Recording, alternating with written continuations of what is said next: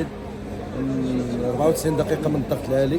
تنهني اللاعبين الشبان اللي فايتين السن، تنهني الاطر المراكشيه العمل اللي قاموا به في هذه السنوات الطويله اللي اشتغلوا مع هاد الوليدات هادو اللي وجدوهم باش يكونوا في المستوى العالي.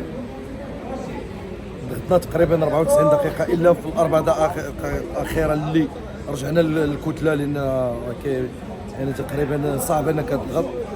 خرجنا الكره من الخلف، خلقنا فرص، الفريق الخصم حتى هو خلق فرص، تاقلمنا على الخصم اليوم باش نعرفوا كيفاش نضغطوا عليه تقريبا بشكلات واحد يعني في الخلف ما كانتش عندنا تغطيه، لان كنا رجل ضد رجل في الخلف كما شفتوا، وكانت يعني المساحات في ظهرنا كبيره.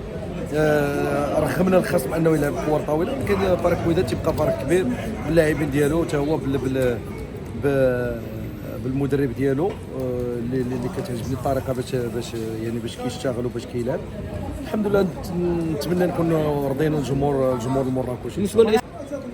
حنا باش ما عندناش فاش نتخباو الشيء اللي قامت به الاداره والسيد الرئيس والانتدابات اللي قاموا بها والمعسكر هذا. ما عندناش الجمهور لن يرضى ما غيرضى بحتى شي شيء، وحتى حنا ما رضاو بحتى شي شيء.